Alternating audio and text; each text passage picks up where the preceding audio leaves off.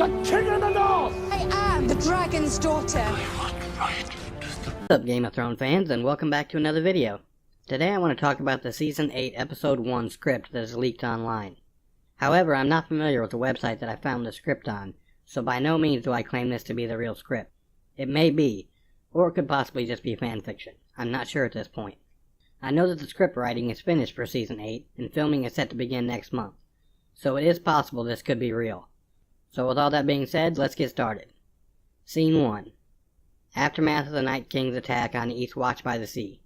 Tormund and Gendry are able to flee the scene. Undead Viserion sets crows afire. Beric Dondarrion stays behind to fight the White Walkers, and dies off-screen. Ed is stabbed to death by the White Walkers. Tormund and Gendry ride for Winterfell, while the burning Castle Black is in the background. Daenerys, Jon, Tyrion, Davos, Jorah, Brienne, Podrick, the Hound, Missandei, Varys, and Theon arrive in Winterfell. Davos remarks that it has gotten much colder and darker since he left with Jon. Jon and Arya are first reunited.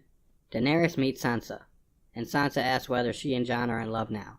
Daenerys doesn't give a proper response to that. Sansa doesn't seem too pleased with Jon returning to Winterfell in Daenerys' presence.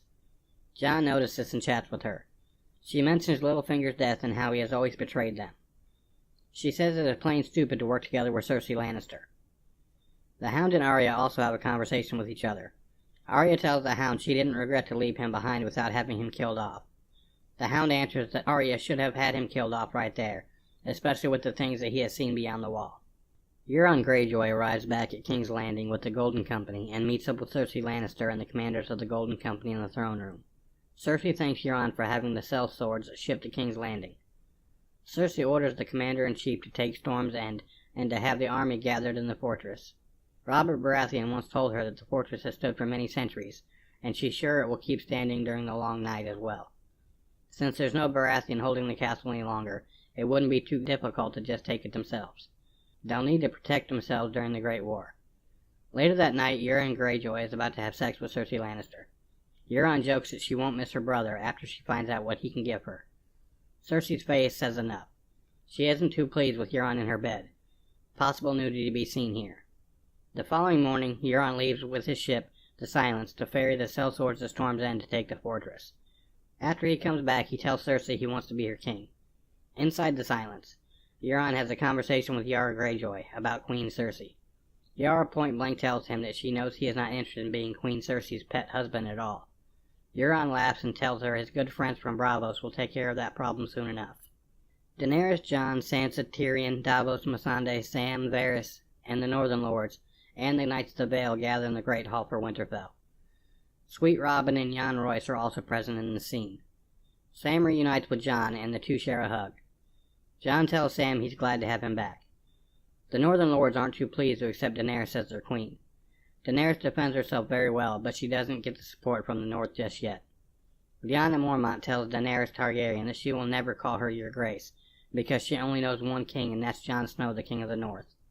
Tyrion smiles and mentions that she's a ferocious girl, on which Jorah replies the Mormonts don't sit back for anything. Jon tells them there's no time to argue with each other, and brings up that there hasn't been word of the Lannister army yet. Sansa responds that she warned them not to trust Cersei Lannister.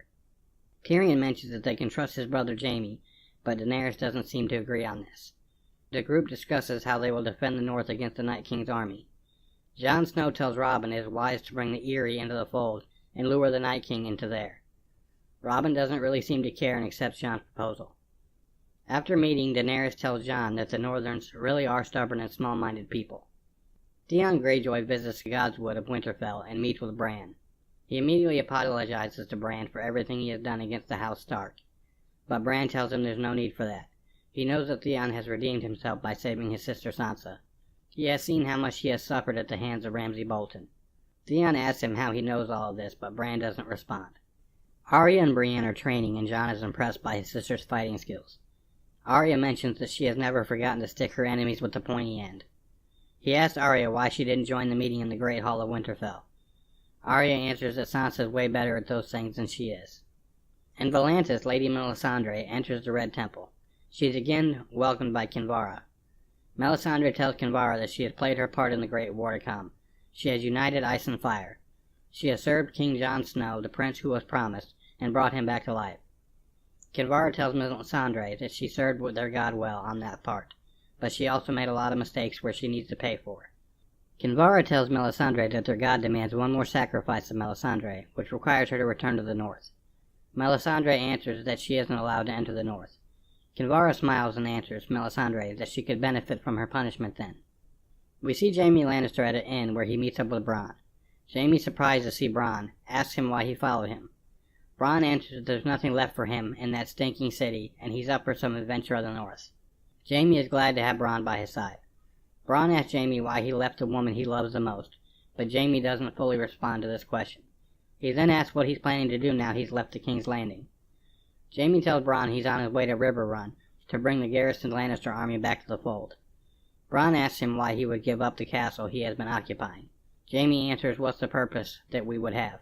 What does he gain with that? For all he cares, Edmure can have Riverrun back. Tormund and Gendry arrive at Winterfell. Jon Snow asks Sansa why Bran didn't take the time to join the meeting in the Great Hall, and didn't even come to speak to him. Sansa tells Jon Bran has changed a lot and calls himself the Three-Eyed Raven now. She tells him not to expect much of a conversation with him. Samwell comes in between and tells Jon there's something he and Bran urgently need to tell him. Bran first sees Jon in the Godswood, when he's looking into the past.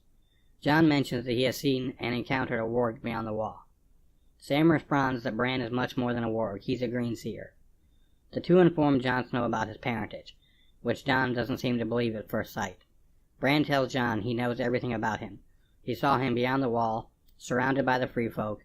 He saw him fighting at the Hardhome against the Night King, and he saw how he was stabbed to death by his own men. Jon can't really believe he's a Targaryen. Sam mentions that he's the one with the right claim on the Iron Throne, not Daenerys Targaryen, but Jon, Aegon Targaryen. Well guys, that wraps up this script. It's leaked online.